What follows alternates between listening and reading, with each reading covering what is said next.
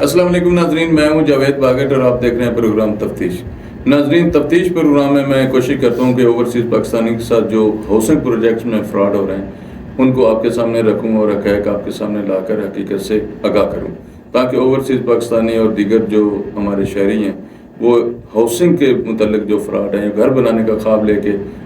आते हैं, वो इन फ्रॉडियों से बच सकें। तो मेरा आज का भी टॉपिक जो है कामरेज हाउसिंग प्रोजेक्ट है, कामरेज हाउसिंग सोसाइटी है, जिसका इन्होंने नया नाम जो है मार्गला गार्डन रखा है, उससे मुतल्लिक है। क्योंकि मार्गला गार्डन जो नाम रखा गया है, ये इदारों के नाम पे जो कोऑपरेटिव सोसाइटीज़ बनी हुई थी उनको हटाना मकसूद था। इस पर हाई कोर्ट्स के भी आर्डर हैं। रजिस्ट्रार जो सोसाइटीज़ हैं, डिप्टी कमिश्नर इस्लामाबाद, उनके भी अहकामात है कि किसी भी वजारत या किसी भी इदारे के नाम पे जो भी कोऑपरेटिव हाउसिंग सोसाइटी है वो फौरी तौर पे अपना नाम तब्दील करें। अगरचे इन्होंने मुकम्मल तौर पे अपना नाम रजिस्टर्ड नहीं करवाया, ना पंजाब में इन्होंने अपनी ये रजिस्ट्रेशन करवाई है, लेकिन इन्होंने आर्जी तौर पे उसका नाम मार्गला गार्डन रखा है। तो इसका जो सबका नाम था वो ministry of commerce housing society थी। तो मार्गला गार्डन यानी कि ministry of commerce housing society जो है, उसमें एक बड़े लेवल का फ्रॉड का सिलसिला 2011 से शुरू हुआ है। 2011 में ऐसे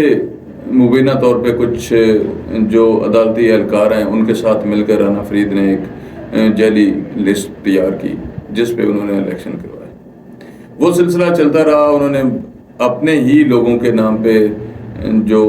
स्टाम्प फरोश के लाइसेंस हैं वो बनवाए, अपनी स्टाम्प बनवाए फैसलाबाद, कराची और दीगर शहरों से। जो लोग इस दुनिया में नहीं रहे या जिनको पता नहीं था कि उनके नाम पे मेंबरशिप कामरेज सोसाइटी में है, उनके मुबीना तौर पे मिली भगत करके वो जेली स्टाम्प बना के तो उनकी फाइलें ट्रांसफ़र की, और ये सिलसिला चलता रहा। और राना फरीद जो है वो इलेक्शन में बरसकदार आया तो उसने लूट मार का बाजार गर्म किया। ये मज़र अभी जो कामरेज सोसाइटी का सेक्रेटरी है, ये उस वक्त भी उनके साथ था बतौर एग्जीक्यूटिव मेंबर। और उस वक्त किस नाम से इसको ये लोग पुकारते थे, क्योंकि अभी तो वो बड़ा महान शख्सियत का हामिल है और बड़ी महान शख्सियत है और बड़ा अमीर बन गया। तो अब मैं नहीं मुनासिब समझता कि वो नाम मैं उसका लूँ या उस नाम से पुकारे। मेरे लिए इंतहाई काबिल एहतराम है, मेरे दोस्त भी हैं, लेकिन हकीकत से पर्दा उठाना मेरा क्योंकि प्रोफेशन है, मैं ज़रूर इस पर बात करूँगा कि हकीकत क्या है। तो कामरेज सोसाइटी 2011 से शुरू होती हुई आज 2026 है, एक दहाई से ज़्यादा, तकरीबन 1.5 दहाई हो गई है। इस सिलसिले को चलते हुए लोगों को लूट मार करते हुए इन्होंने पहले अरबों रुपए की करप्शन की। राना फरीद ने, ये मज़र और ये इसकी पूरी टीम जो है राना फरीद की, ये जेल गई। अभी वो मामलात उधर ही हैं, वो अदालती मामलात वो सारे उसी तरह चल रहे हैं। तो दोबारा जनाब इन्होंने राना फरीद ने और पहले एक दूसरे के खिलाफ इल्ज़ामात ऐद किए, एक दूसरे के खिलाफ मुकदमे दर्ज करवाए, एक दूसरे के खिलाफ अप्लीकेशनें दी राना फरीद और मज़र ने, क्योंकि ये बहुत बड़ा लालच था। क्योंकि मज़र कहता था कि ये इतने करोड़ों अरबों रुपए का जो है राना फरीद फ्रॉड कर गया। तो अब बारी आ गई मज़र की, अब फ्रॉड करने की बारी मज़र की है। मज़र को मौका मिला तो उसने फ्रॉड में कोई कसर नहीं छोड़ी। अब सवाल ये पैदा होता है कि जो मैं आपको स्क्रीन पे भी चीज़ें दिखा सकता हूँ कि इस सोसाइटी का यानी कि मार्गला garden ministry of commerce society का कोई NOC नहीं है, कोई LOP मंजूर नहीं है, बल्कि RDA जो है जनवरी में इसको गैर कानूनी करार दे चुकी है। लेकिन क्या कमाल की बात है, क्या कमाल का पावा है मज़र का कि RDA गैर कानूनी करार दे चुकी है, उसका इश्तिहार जारी कर चुकी है, लेकिन उसके बावजूद वो डेवलपमेंट की मद में सोसाइटी के अकाउंट से करोड़ों रुपए निकाल रहा है। और डेवलपमेंट का खाता जो है किसके नाम से शुरू हुआ और किसको जाता है, वो जो एग्रीमेंट है वो किसी और का नाम पर, लेकिन अपनी एक पुराने साथी जो है उनको आगे सबलेट किए हुआ वो सारा काम वो करवा रहे थे। मेरी भी उनसे बात हुई है, मेरे बड़े अच्छे दोस्त हैं, भाई हैं। वो अगरचे मज़र के ख़िलाफ़ इलेक्शन लड़े, उनके बेटे के कागजात जो है वो मंजूर नहीं हुए, उस पर भी सियासत हुई और मज़र ने राना फरीद से साथ बात करके ये इलेक्शन जीता था। तो अब मज़र जो है वो अपने सारे पुराने साथियों को, जिनको उसने धोखा दिया मुबीना तौर पे, उनको साथ लेके चलने की कोशिश में लगा हुआ है और इस पूरे फ्रॉड में उनको भी बराबर का हिस्सा दे रहा है और हिस्सा वो वसूल कर रहे हैं। अगरचे जो नई साहब है वो कहते हैं, मेरी उनसे बात हुई इस हवाले से कि आपका नाम मेम्बरान ले रहे हैं, तो नई साहब ने बड़े कसमें कुरान और हलफ उठाया कि मेरा उससे कोई तल्लक नहीं। मैंने उनके बेटे का भी जिक्र किया कि आपके बेटे का के नाम भी आ रहा है कि वो भी وہ جعلی فائلیں فروخت کر رہا ہے اور پلاٹ نمبر الاٹ کروا رہا ہے، آگے سیل پرچیز کر رہا ہے، اور پچھلے پرانے لوگوں کے پلاٹ جو ہے نمبر ختم کر کے وہ نئے نمبر لگوا رہے تھے، اس پہ بھی اس نے حلفاً یہ بات کی کہ ایسا کوئی نہیں ہے، ہمارا بالکل بھی کامریز سوسائٹی کی انتظامیہ سے ان سے ہمارا کوئی تعلق نہیں ہے، ہمارا وہاں پہ کوئی کام نہیں ہے، ہم نے کوئی ٹھیکہ جو ہے سبلیٹ نہیں لیا اور نہ کوئی ہم کام کروائیں، نہ کوئی ہم وہاں سے پیسے لے رہے ہیں۔ اسی طرح سے میری عامر شاہ صاحب سے بھی بات ہوئی تھوڑا ٹائم پہلے، ان سے میں نے بات کی کہ آپ بھی جعلی فائلوں کا کام کر رہے ہیں، مبینہ طور پہ آپ مظہر کے ساتھ مل کے اس طرح کے معاملات کر رہے ہیں، تو انہوں نے بھی کہا کہ حلفاً میرا ایسا کوئی نہیں ہے، لیکن میں اپنا پراپرٹی کا جو کام کرتا ہوں میں وہ کر رہا ہوں، میرا اس میں جیل سازی میں کوئی میرا تعلق نہیں ہے۔ لیکن جیل سازی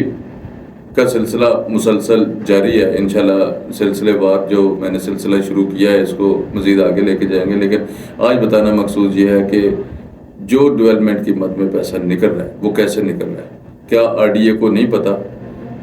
آر ڈی اے انتظامیہ جب وہ نہیں جانتی کہ وہ کیونکہ یہ جو سوسائٹی ہے وہ پنڈی میں آتی ہے، کیا وہ وہاں پہ کارروائی نہیں کرتی، ڈیولپمنٹ نہیں ہو سکتی؟ ایک غریب آدمی تو ایک 2 یا 4 مرلے کے